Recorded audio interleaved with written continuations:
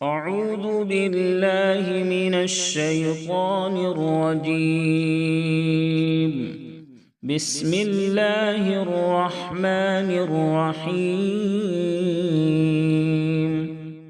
قل يا أيها الكافرون. قل يا أيها الكافرون. قاف کو موٹا کر کے پڑھیں گے تاکہ چھوٹے کاف سے نہ بدلے۔ یا کے اوپر کھڑا زبر ہے اور کھڑا زبر الف مدہ کے برابر ہوتا ہے۔ اس کے بعد حمزہ دوسرے کلمہ میں آ گیا ہے، اس لیے مد منفصل ہوگا۔ 2 الف یا 2.5 الف کھینچیں گے، اس کے بعد آگے بڑھیں گے۔ را کے اوپر پیش ہے، اس لیے را کو موٹا کریں گے، پر کریں گے۔ واو مدہ کے بعد والا حرف وقف کی وجہ سے ساکن ہو جائے گا، پھر مد عارض وقفی ہوگا۔ اگر ہم یہاں پر وقف کریں گے تو 3 الف یا 5 الف کھینچیں گے، 3 سیکنڈ یا 5 سیکنڈ کھینچیں گے، اس کے بعد رکیں گے۔ قل یا ایہا الکافرون لا اعبد ما تعبدون لا اعبد ما تعبدون۔ الف مدہ کے بعد حمزہ دوسرے کلمہ میں ہے، اس لیے مد منفصل ہوگا۔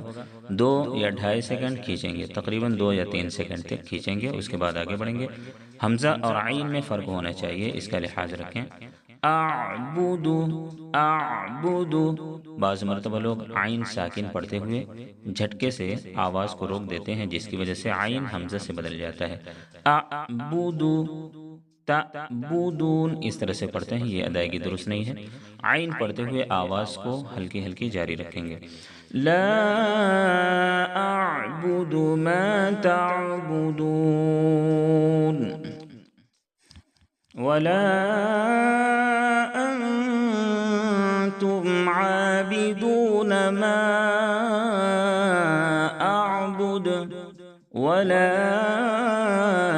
انتم عابدون ما اعبد۔ الف مدہ کے بعد حمزہ دوسرے کلمہ میں ہے، اس لیے مد منفصل ہوگا۔ 2 یا 2.5 الف کھینچیں گے، اس کے بعد آگے بڑھیں گے۔ نون ساکن کے بعد حروف اخفا کے 15 حرفوں میں سے تا ہے، اس لیے اخفاء حقیقی ہوگا، یعنی نون کی آواز کو ناک میں چھپا کر غنہ کے ساتھ پڑھیں گے۔ انتم، بعض مرتبہ اخفا کرتے ہوئے لوگ زبان کو تالو سے لگا دیتے ہیں نون کی ادائیگی میں، جس کی وجہ سے پورا نون ادا ہو جاتا ہے، اخفا ادا نہیں ہو پاتا۔ یاد رکھیں کہ اخفا کرتے ہوئے زبان تالو سے علیحدہ رکھیں گے۔ انتم عابدون ما اعبد، یہاں پر بھی مد منفصل ہوگا کیونکہ الف مدہ کے بعد حمزہ دوسرے کلمہ میں ہے۔ 2 الف یا 2.5 الف کھینچیں گے، 1 الف کی مقدار تقریباً 1 سیکنڈ ہوتی ہے۔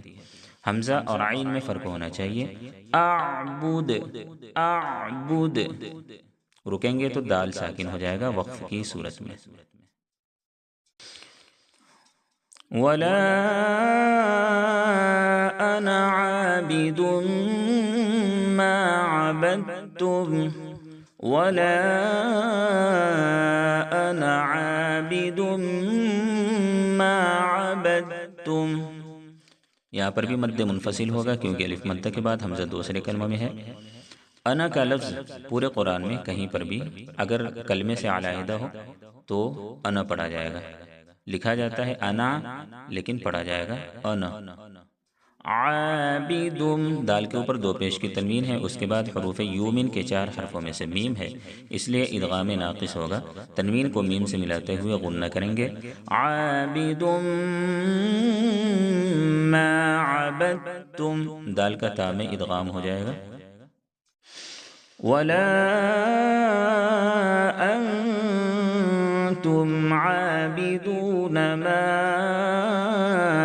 اعبد، یہ آیت بالکل سیم اوپر کی طرح ہے، مد منفصل ہوگا، یہاں پر اخفاء حقیقی ہوگا اور یہاں پر بھی مد منفصل ہوگا۔ حمزہ اور عین میں فرق کرنا ہے، وقف کریں گے تو دال ساکن ہو جائے گا۔ لکم دینکم ولی دین، لکم دینکم ولی دین، لکم دینکم دونوں جگہ میم ساکن ہے، لیکن دونوں جگہ میم میں ادغام نہیں ہوگا، دونوں جگہ میم میں غنہ نہیں ہوگا، کیونکہ میم ساکن کے بعد با اور میم کے علاوہ کوئی دوسرا حرف آتا ہے تو میم میں غنہ نہیں ہوتا ہے، اس کو اظہار شفوی بھی کہتے ہیں۔ ولی دین کو بعض مرتبہ لوگ ولی دین پڑھ دیتے ہیں، یعنی لام کو ساکن کر دیتے ہیں۔ یاد رکھیں کہ لام کے نیچے زیر ہے اور زیر کو ظاہر کرنا ہے۔ لکم دینکم ولی دین۔ قل یا ایہا الکافرون لا اعبد ما تعبدون ولا انتم عابدون ما اعبد ولا انا عابد ما عبدتم ولا انتم عابدون ما اعبد لکم دینکم ولی دین۔ صدق اللہ العظیم۔